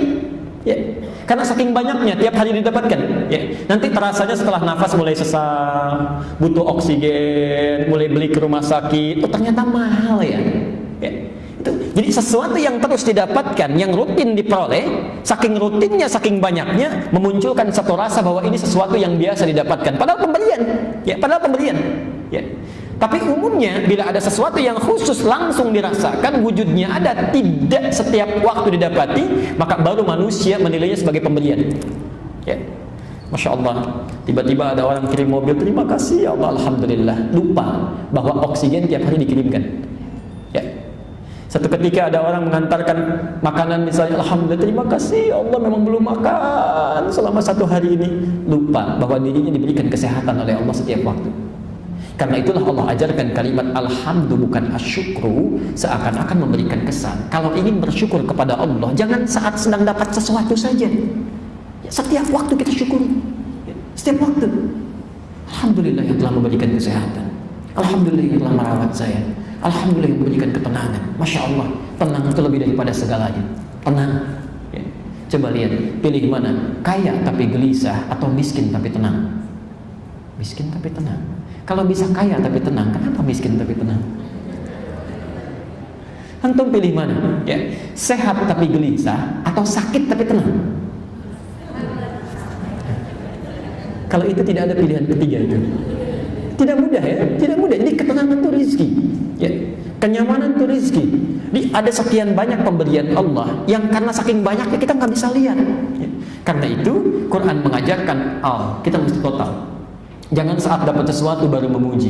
Ya, fa ammal insanu idza mabtalahu fa akramahu wa na'amahu fa yaqulu rabbi akraman. Duh, manusia itu kalau sedang Allah muliakan, dilancarkan rezekinya, diberikan kenikmatannya, dia mengatakan Allah begitu memuliakan saya, alhamdulillah. Wa amma idza mabtalahu faqadara alaihi rizqahu. Itu indahnya. Ya. Kata Quran, manusia jika kami tambahkan padanya rizki mereka, kami berikan, mereka mengatakan Allah memuliakan saya. Tapi jika saya cukupkan rizkinya, Masya Allah, tambah lawannya apa? Tambah lawannya kurang. Kalau Quran itu rekayasa seorang manusia, seperti tuduhan sementara orang mengatakan Quran buatan Nabi, tentu pola pikir manusia akan masuk di situ. Ya. Tambah lawannya kurang, maka ayatnya akan berubah. Wa amma idza mabtalahu fanaqasa alaihi rizqahu. Ya. Maka jika Allah mengujinya lalu mengurangi rizkinya, ya, tambah lawannya kurang. Tapi lihat, karena Quran itu firman Allah, bukan rekayasa manusia, maka bahasa ketuhanan berlaku di situ. Faqadara, maka Allah cukupkan rizkinya. Jadi ternyata Allah tidak pernah mengurangi rizki, tidak pernah. Yang ada itu cukup. Baik. Antum kerja modal 10 juta, ya, ibu kerja modal 10 juta.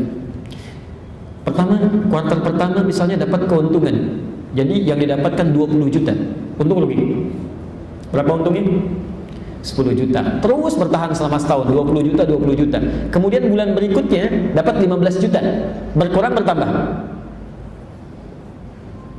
Tuh, bahasa manusia selalu berkurang ya. Padahal modalnya cuma 10 juta. Ya. Oh, kita ada pengurangan tuh, padahal masih nambah itu. 10 juta masih untung 5 juta, dianggap kurang juga. Ya. Yang paling hebat kadang-kadang Allah cukupkan. Sudah, hari ini kamu gak untung, cukup 10 juta saja. Ya. Bukan mengurangi, karena menurut Allah yang itu belum kamu pakai. Ya. Kalau kamu nanti dapatkan tambah sibuk, capek difikirkan, capek dirinci, capek dihitung, yang lain jadi berkurang. Amal-amal kebaikan karena sibuk dengan dunia, akhirnya amal-amal yang baik jadi berkurang. Maka kata Allah, faqadara alaihi rizqahu. Kami cukupkan rizki ini untuk engkau gunakan dulu kepentingan ibadah supaya tidak banyak hisabnya, tidak banyak kesulitan di dunianya. Masya Allah. Tidak punya satu mobil dengan punya 3 mobil, lebih capek mana merawatnya? Terus kenapa pengen banyak-banyak? Ya. Ini yang paling aneh ini, yang paling aneh. Kalau dititipkan itu enaknya menerima sedikit atau banyak? Dititipkan itu enaknya menerima sedikit atau banyak? Sedikit. Ada manusia paling aneh, sangat suka dititipkan yang banyak-banyak. Saya punya rumah misal, dititipkan 1 mobil. Ibu punya rumah, bapak dititipkan 1 mobil. Ya, bisa tidak? Boleh. 2 mobil? 3 mobil? 10 mobil tetangga nitip, mau nggak? Kenapa? Ya, tapi ada orang aneh, Allah titipkan sedikit supaya mudah, dia minta banyak. Allah titipkan, dia titipkan sepeda. Ya, sudah dikasih sepeda oleh Allah, titipan minta apa? Minta motor. Allah kasih motor, titipkan motor, minta mobil. Ya. Ini semakin sulit, hidupnya jadi bertambah luas pemikirannya, di akhirat hisabnya jadi banyak. Ya. Di orang cerdas itu kata bahasa Qurannya, faqadara alaihi rizqahu. Ketika Allah sudah menitipkan rizki, jangan dulu pikirkan yang lain, lihat dulu yang sudah diberikan ini sudah digunakan dengan baik atau belum. Ya. Dipakai untuk kepentingan ibadah atau belum? Kalau sudah digunakan, maka perhatikan, alhamdulillah, alhamdulillah. Baik saat diberi atau tidak, ini yang paling indah, Masya Allah. Ini yang paling indah. Kalau seseorang sudah merasa kebutuhannya digunakan untuk kepentingan Allah Subhanahu wa Ta'ala, satu, dia tidak merasa memiliki, ya, tapi sebagai titipan saja. Kemudian dia bersyukur dengan tawadhu, maka hidupnya lebih ringan. Ya. Jadi kalau Allah ingin ambil kapanpun, dia tenang saja, tenang. Pakai sendal 1 kali, tiba-tiba ke masjid sendalnya hilang, bisa. Ya. Dia tahu tugasnya cuma ikhtiar mencari dulu saja. Dia cari, sudah tidak ketemu, sudah. Sendal milik Allah, kapan Allah mau ngambil, silahkan. Barangkali kalau diambil sama pencuri, jatah pencuri itu kan yang haram. Pencuri itu rezekinya yang haram, Bu. Jadi nggak usah dipikirin. Ya. Tugas kita itu mencari saja. Kalau sudah tidak didapatkan, berarti ada sesuatu yang Allah ingin keluarkan dari dalam diri kita. Ya. Yang punya Allah sudah selesai. Tugas kita mencari sudah selesai, maka saat itu nanti muncul dalam diri kita, kita akan lihat ayat selanjutnya nanti apa yang kita dapatkan. Ya. Tapi ikhtiar mesti dilakukan dulu ya. Kalau ibu misalnya semua serba karena Allah, ikhlas, ya repot nanti kehidupan. Ya. Parkir di masjid al-istiqamah, nyimpan mobil hilang, semua karena Allah dan sudah punya Allah, nggak apa-apa, sabar. Enak pencurinya itu. Ya. Besok bawa motor hilang lagi, besok bawa yang lain hilang lagi, itu repot ya. Ya. Pelan-pelan, sudah. Saya simpulkan satu. Al di sini. Ya. Memberikan kesan kalau Allah berikan Rahman dan Rahimnya, nikmat dalam hidup, maka segera syukuri secara total dengan dua makna tadi. Yang kedua, sikap syukur ini jangan dibatasi saat mendapatkan nikmat yang dirasakan secara real saja ya. Tapi hadirkan syukur dalam kehidupan tanpa dibatasi oleh ruang dan waktu. Ya, alhamdulillah, alhamdulillah, alhamdulillah. Karena itu minimal setelah selesai sholat kita diajarkan oleh Nabi SAW untuk berzikir, salah satunya menggunakan kalimat ini. Setelah subhanallah apa? Alhamdulillah. Ya. Pelan-pelan.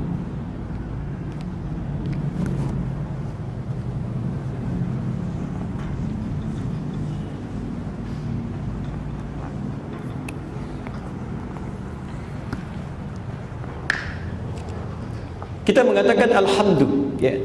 Rasa syukur yang diberikan kepada Allah tanpa batasan. Lalu kita bertanya, ya Allah, nikmat apa saja sih yang telah Engkau berikan kepada saya yang menjadikan saya mesti alhamdulillah bukan asyukur?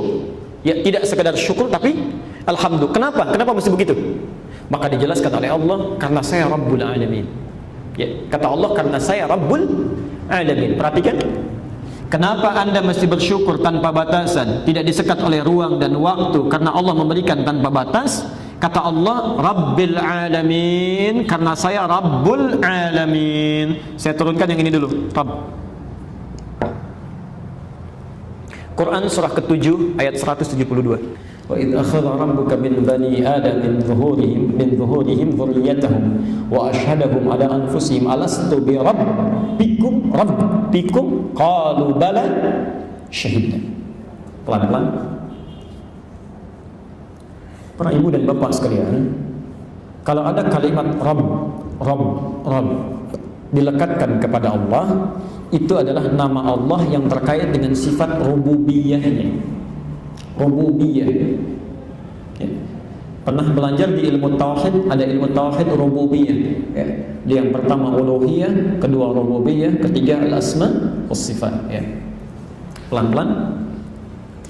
Kalau disebutkan rububiyah, berarti itu terkait dengan sifat perawatan dan pemenuhan segala kebutuhan. Sifat perawatan dan pemenuhan segala kebutuhan. Ya, sebentar. Jadi ketika Allah menyebut dirinya dengan Rabb, ya, salah satu nama dalam Al-Asmaul Husna-nya, seakan-akan Allah mengatakan saya Rabb, yaitu Tuhan yang memiliki sifat merawat segala yang diciptakannya. Di saat sakit dia yang menyembuhkan, saat kurang dia yang melengkapi, saat cacat dia yang kemudian menyembuhkan, ya, menyempurnakan, termasuk memberikan segala kebutuhan. Ya. Ada sesuatu minta diberikan, dia Ar-Razzaq. Ada sesuatu yang sulit dibukakan, dia Al-Fattah. Ya. Jelas sampai sini? Pelan-pelan. Nah, sekarang yang paling menarik, perhatikan kalimatnya. Yang paling menarik, Allah sendiri mengatakan, memberikan statement dalam kehidupan kita. Bahkan sebelum kita lahir, Allah memberikan keterangan. Quran surah ke-7 tadi ayat 172. Saat usia seseorang dalam 4 bulan di kandungan ibundanya. Saya ulang, saat usia seseorang 4 bulan dalam kandungan ibundanya, itu roh ditiupkan. Roh mulai ditiupkan. Ya. Tahunya dari hadis yang paling gampang saja, paling ringan. Lihat di Al-Arba'in, ya, karangan Imam An-Nawawi itu, nomor hadis yang keempat, posisi nomor 4, ya, dari Abdullah bin Mas'ud. Saya bacakan hadisnya pelan-pelan. An Abi Abdurrahman Abdullah bin Mas'ud radhiyallahu anhu, ya, hadis ini disampaikan oleh sahabat Nabi Abdullah bin Mas'ud, semoga Allah meridai kepadanya. Qala, beliau menyampaikan, qala Rasulullah sallallahu alaihi wasallam wa huwa as-shadiqul masduq. Satu kali Rasulullah sallallahu alaihi wasallam pernah menyampaikan, sedangkan beliau orang yang selalu benar dan dibenarkan. Ya. Lihat kalimatnya Bu ya, Pak, saya berikan rumus ya, rumus cepat dalam ilmu hadis. Kalau ada kalimat di ilmu hadis berbunyi as-shadiqul masduq, benar dan dibenarkan, itu tandanya informasi yang disampaikan dalam hadis ini akan berisi perkara gaib. Perkara gaib, masih misteri sifatnya, yang harus kita yakini. Ya. Seakan-akan hadis yang mengatakan begini, Nabi itu pribadi yang benar dan dibenarkan. Jangankan kawannya, lawannya saja membenarkan. Ya. Masa saat musuh Nabi membenarkan Nabi, kita yang umatnya menolaknya? Ya. Hati-hati, musuh Nabi membenarkan Nabi. Masa kita yang yakin dengan Nabi menolak Nabi? Itu orang aneh namanya. Karena sekarang banyak orang aneh, Bu, Pak. Sekarang itu banyak orang aneh. Quran mengatakan yang disembelih Ismail, orang ini mengatakan Ishak. Aneh gitu. Quran mengatakan orang yang suka dengan sejenis itu bermasalah. Orang ini mengatakan fitrah. Itu orang aneh. Di akhir saya tunjukkan tuh di mana keanehan itu. Tadi pagi kami baru berdiskusi dengan seorang calon psikolog dari Brisbane, dari Australia itu. Jadi ada satu teori di akhir saja supaya tidak bercampur materi. Perhatikan sini sebentar. Jadi disampaikan Nabi itu orang yang benar dan dibenarkan. Lihat kalimatnya. Kata Nabi, inna ahadakum yujma'u fi batni ummihi 40 yawman nutfah. Setiap kalian akan dihimpun di perut ibundanya dalam proses kandungan itu 40 hari pertama berbentuk nutfah. Baru pertemuan antara spermatozoa dengan ovum. Thumma yakunu mithla dzalika 'alaqah. 40 hari yang kedua berbentuk 'alaqah, zigot yang mulai menempel di dinding rahim. Thumma yakunu mithla dzalika mudghah. 40 hari ketiga berbentuk mudghah, sudah mulai berbentuk sekerat daging kunyahan, mulai ada kelihatan bentuknya. Yang paling menarik, ya. Thumma yursalu ilaihil malak. Usia 40 hari ketiga ini 4 bulan diutus malaikat. Fayanfukhu fihi ruh, maka ditiupkan ruh. Wa yu'maru bi katsbi arba'in, dan diperintahkan menetapkan 4 hal. Nah, saat ruh ditiupkan ini kemudian terjadi dialog antara janin ini yang ada di perut ibundanya dengan Allah Subhanahu wa taala. Perhatikan kalimatnya. Alastu bi rabbikum? Apakah kamu siap nanti menjadikan saya sebagai Tuhan, Rabb, yang akan merawat kamu dalam kehidupan? Kamu sakit, saya sembuhkan. Kamu butuh apapun, saya berikan. Ya, kamu kurang sesuatu, saya cukupkan. Dan saya akan penuhi segala kebutuhan kamu. Bahkan saat kamu salah, saya maafkan. Kamu dosa, saya ampuni. Dan kamu tersesat, saya akan luruskan. Segala saya penuhi. Ibu, kalau Bapak ditawari, ikut saya yuk, nanti saya jamin kebutuhan semuanya. Bahkan saat salah pun saya maafkan, dosa saya ampuni, segala saya berikan. Jawabannya iya atau tidak? Iyanya mikir lagi enggak? Tidak. Iya tanpa berpikir, bahasa Arab disebut dengan bala. Bala. Tapi kalau ada iya masih memungkinkan kita berpikir, itu bahasa Arabnya na'am. Na'am. Na'am itu masih umum. Iya di lisannya, tapi mungkin di hatinya masih berpikir. Ya. Anda punya karyawan di kantor, ifal kita kerjakan ini misalnya, ya, kerjakan. Lisannya mengatakan siap Pak, ya, tapi hatinya berkata baru tadi disuruh, sekarang ada yang lain lagi. Bisa terjadi. Itu na'am namanya. Tapi kalau bala itu artinya persetujuan mutlak tanpa syarat. Ya. Maka dikatakan bala. Nah, Allah dengan sifat rububiyahnya sudah berjanji kepada kita. Kamu itu akan saya cukupkan dalam kehidupan apapun yang kamu butuhkan. Ya. Dan hebatnya ketika kita bersyukur kepada Allah, alhamdulillah, ya Allah kami syukuri segala nikmat yang telah Engkau berikan itu, baik yang kami minta ataupun tidak. Engkau telah tepati janjinya. Ya, Engkau lah Rabb yang bukan hanya merawat kami, tapi Rabbul Alamin. Bahkan Kau rawat seluruh alam. Ya. Bumi dijadikan seimbang, langit masih ada di atas. Ya. Masya Allah, perputarannya masih normal, segalanya. Masya Allah. Maka di situ kenapa disertakan dengan kalimat al-alamin? Maaf, sebetulnya kalimat alam itu sudah jamak Pak. Alamun itu jamak. Ya. Tidak perlu pakai ya dengan nun lagi. Ya. Tapi kalau disebutkan ya dengan nun, namanya jam'ul jamak, menjamakkan yang jamak untuk memberikan harapan dan keyakinan. Ya. Misal begini, ada orang kaya berkata, dia punya harta misalnya 10 triliun. Jangan khawatir, kalau ada apa-apa nanti saya bantu deh kehidupannya. Misal, baik. Yang kedua dia katakan, jangankan kamu, itu pasar Tanah Abang semua tuh kalau kurang, itu juga bisa saya bantu. Jangankan kamu, pasar Tanah Abang dan pasar yang ada semuanya, kalau kurang bisa saya bantu. Ya. Bukankah kalimat kedua itu bisa meyakinkan kepada kita? Jangankan kamu yang cuma satu, itu sepasar Tanah Abang yang lain, kalau perlu saya bisa bantu. Di keperluan seorang ini disandingkan dengan keperluan banyak orang untuk meyakinkan kepada kita bahwa kebutuhan kita itu tidak lebih banyak dibandingkan dengan kebutuhan banyak orang. Allah menyertakan sifat Rabbnya, ditambahkan dengan al-alamin, seakan-akan mengatakan, hei, kenapa kamu mesti bersyukur kepada saya tanpa syarat? Ya, jangankan kamu yang saya berikan, alam saja yang lain seluruhnya saya berikan tanpa pernah mereka memintanya pun. Saya berikan mereka ini, saya berikan mereka itu, saya berikan mereka ini. Karena saya merawat seluruh semesta alam, saya juga merawat kamu. Maka sekarang saya minta kepadamu, kalau ada sesuatu yang kau butuhkan, mintakan kepada saya dan syukuri segala apa yang saya berikan. Jelas di sini? Perhatikan. Karena itu, mohon maaf pelan-pelan, kalimat Rabbul Alamin satu memberikan harapan kepada kita bahwa segala kebutuhan kita pasti terjamin. Saya ulang ya. Kalimat Rabbul Alamin memberikan harapan kepada kita bahwa segala kebutuhan kita pasti terjamin. Tolong catat betul ya. Tidak ada kebutuhan satupun makhluk di muka bumi kecuali Allah telah tetapkan segala keperluannya. Sempurnakan segala rezekinya. Jadi kalau dalam kalimat Quran, jangankan kamu, semesta alam saja kalau butuh sesuatu saya berikan, apalagi cuma kamu. Ya, jelas di sini? Karena itulah ibu dan bapak kalau berdoa kepada Allah, puncak permohonan tertingginya pasti menyertakan kalimat Rabb ini. Ya, coba doa paling favorit apa? Paling favorit.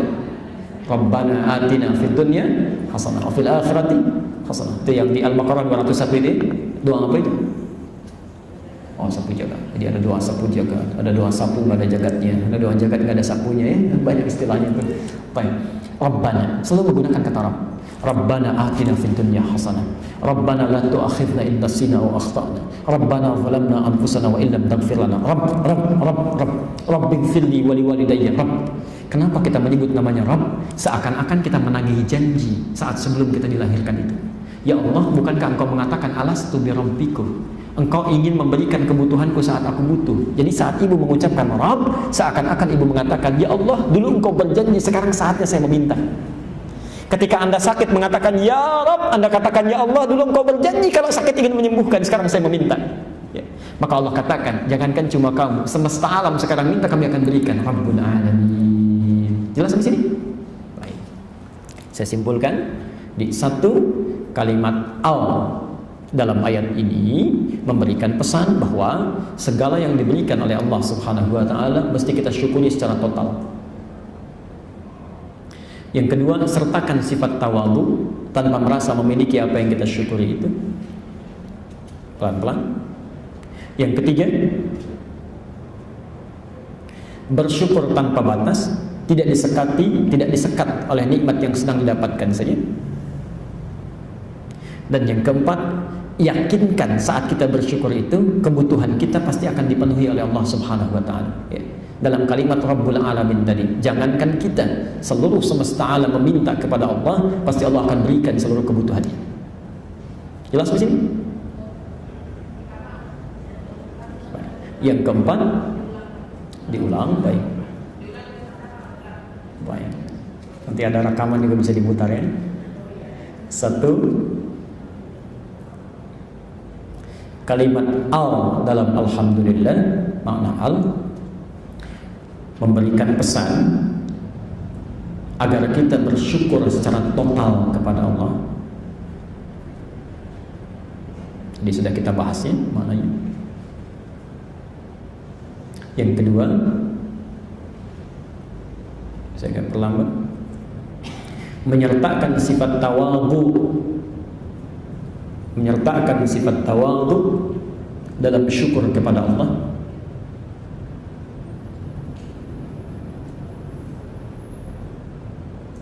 Sudah? Yang ketiga, mensyukuri segala nikmat dalam setiap keadaan tanpa dibatasi ruang dan waktu. Mensyukuri segala nikmat di setiap keadaan tanpa dibatasi ruang dan waktu. Sudah? Ibu tahan sebentar yang ketiga ini. Saya titip pesan betul ya. Coba sunnah-sunnah Nabi itu diamalkan. Ya, misal zikir setelah salat tuh kan. Ya ada subhanallah dan alhamdulillah. Saya sekarang titipkan pesan karena ibu sudah tahu maknanya, bapak sudah tahu. Maka saat mengucapkan alhamdulillah itu cuma bukan sekadar kalimat yang di lisan mengalir gitu. Hampa makna itu akan dampaknya nggak ada ke hati itu.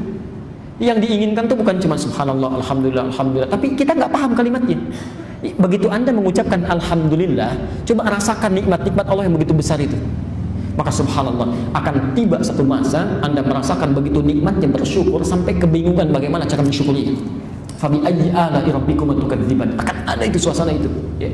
Alhamdulillah, alhamdulillah, alhamdulillah. Ingat yang sudah Allah berikan itu. Ya. Dan yang terakhir meyakinkan pada diri bahwa Allah pasti memenuhi kebutuhan hidup, bahwa Allah pasti memenuhi kebutuhan hidup sebagaimana Ia cukupkan kebutuhan seluruh alam semesta. Meyakinkan pada diri bahwa Allah pasti memenuhi kebutuhan hidup sebagaimana Ia cukupkan kebutuhan alam semesta. Memberikan langit saja, mengaturnya begitu mudah, apalagi cuma memberikan kita yang satu orang, dua orang, ya, Masya Allah.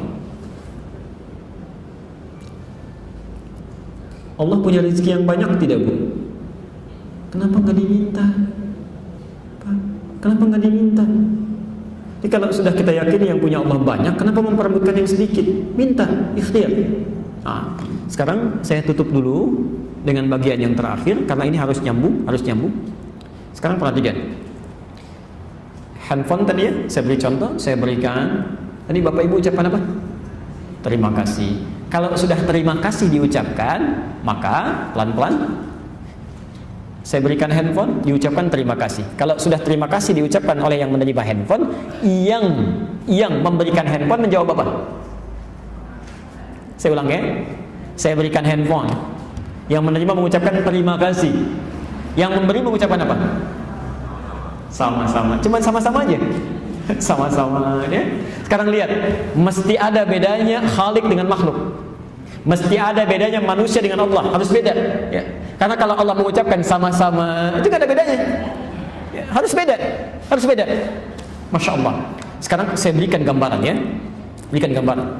Pada sesuatu yang diterima secara langsung saja kemudian kita ucapkan terima kasih, kita lihat bagaimana cara Allah meresponnya. Apalagi pada sesuatu yang tidak kita langsung rasakan ya, maksudnya langsung diterima, lalu kita ucapkan terima kasih juga, maka bagaimana nikmat Allah berikan kepada kita.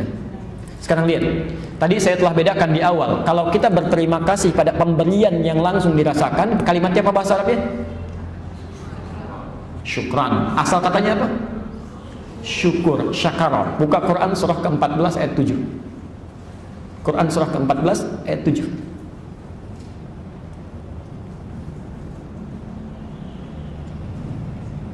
Lihat kalimatnya, la in syakartum la azidannakum.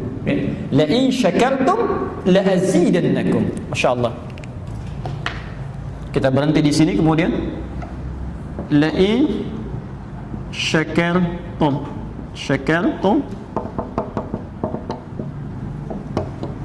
la azidannakum. Pakai la bukan li, pasti la azidannakum, nunnya taukid. Masya Allah. Lihat sini, la in syakartum. Ayat ini seringkali diartikan sederhana, jika kalian bersyukur kepada Allah ya, jika kalian bersyukur. Ingat, tadi kita sudah belajar apa itu syukur, ya kan? Jika kalian berterima kasih pada nikmat yang diberikan ya, jadi langsung kita rasakan ya, dapat mobil bersyukur, dapat pakaian baru bersyukur, diantar makanan bersyukur, yang langsung dirasakan.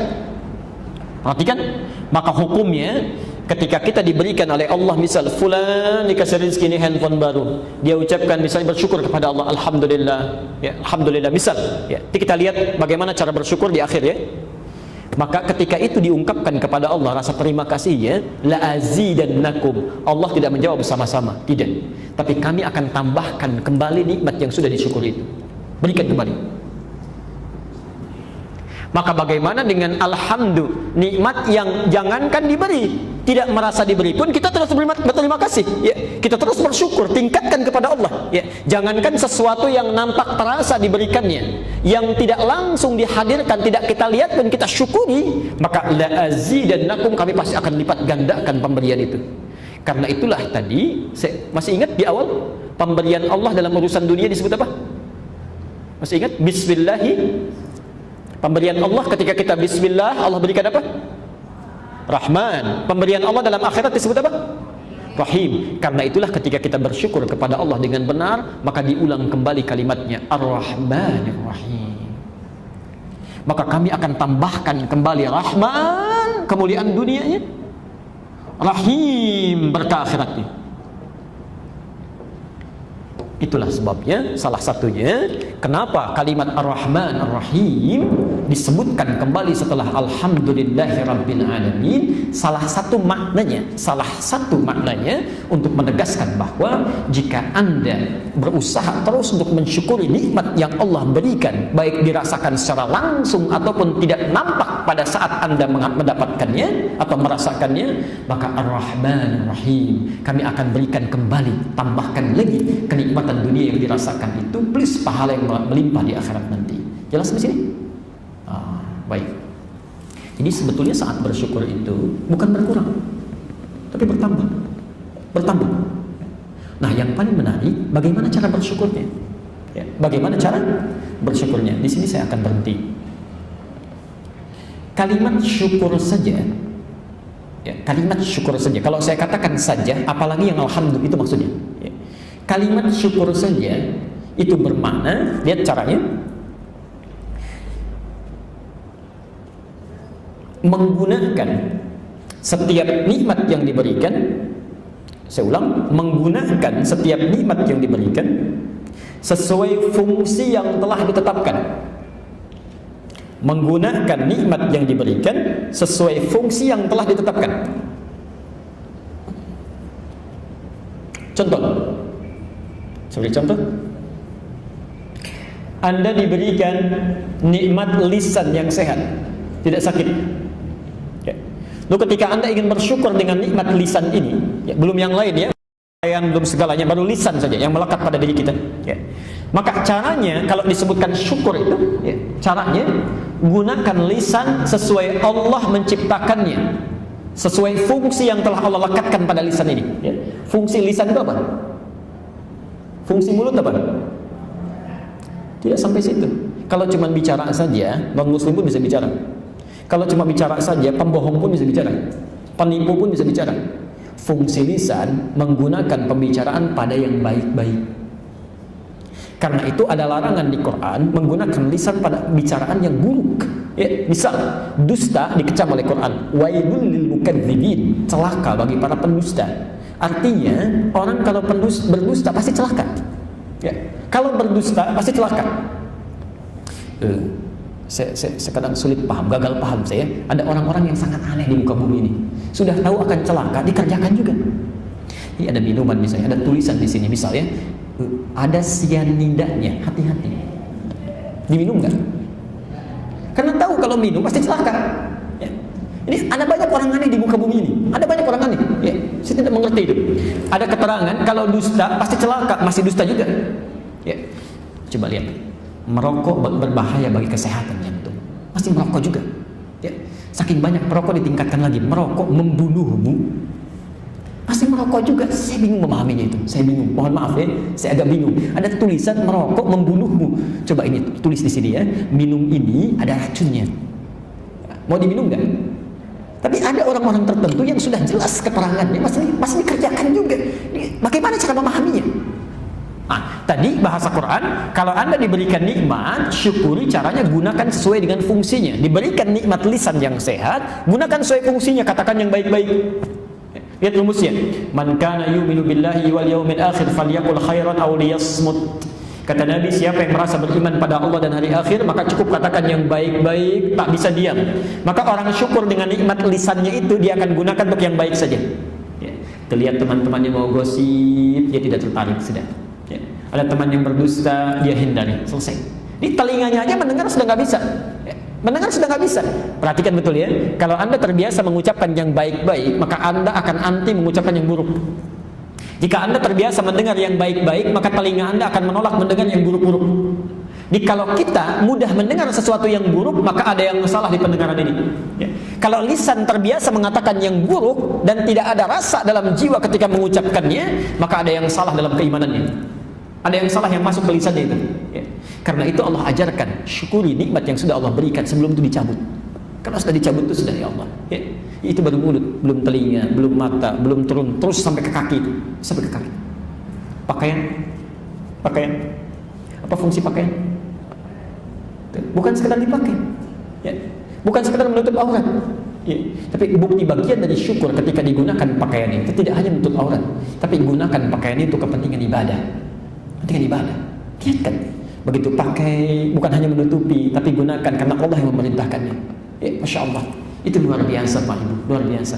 Makanya saya pernah sampaikan begini, saya tutup sebentar ya. Saya sampaikan, kalau Anda ingin ringan hisabnya, pertama kali Anda dapatkan apapun nikmat dalam kehidupan, gunakan untuk Allah dulu, selanjutnya silahkan gunakan untuk kepentingan yang lain yang dibenarkan. Maka hisabnya akan ringan. Anda misalnya dapat pakaian yang baru pertama kali, gunakan dulu untuk Allah, salat pakai, ya, gunakan untuk ibadah. Maka hisabnya akan ringan ketika ditanya, ya fulana, dari mana kau dapatkan pakaian itu? Maka lisan kita akan lugas menjawab, ya Allah, ini dari rezeki yang sangat halal, suami hamba mencarinya, bahkan sebelum hamba jelaskan kau sudah tahu. Kemana kau pergunakan? Anda akan tenang sekali menjawabnya. Pertama kali saya gunakan untuk menyembahmu, ya, jam sekian, tanggal sekian, waktu sekian, dan engkau lebih tahu daripada saya sebelum saya menggunakannya. Masya Allah, ringan. Ibu kalau dapat pakaian baru digunakan apa pertama kali? Oke, baik. Pertama kali ringan, selanjutnya agak rumit menjawabnya. Dari mana engkau dapatkan? Dari harta yang sangat halal ya Allah. Engkau sangat tahu sebelum hamba mendapatkannya. Kemana engkau pergunakan? Pertama kali undangan ya Allah. Tidak mudah itu. Ya, gunakan dulu. Nanti kalau itu sudah digunakan untuk kepentingan Allah, saya sangat punya keyakinan tidak akan sulit hidupnya. Ya. Begitu butuh Allah kirimkan, begitu ada Allah tampakkan. Itu insya Allah akan ringan. Ya. Karena itu saya tutup dulu. Orang-orang yang selalu mensyukuri nikmat yang diberikan oleh Allah dengan cara menggunakan sesuai dengan fungsi yang ditetapkan.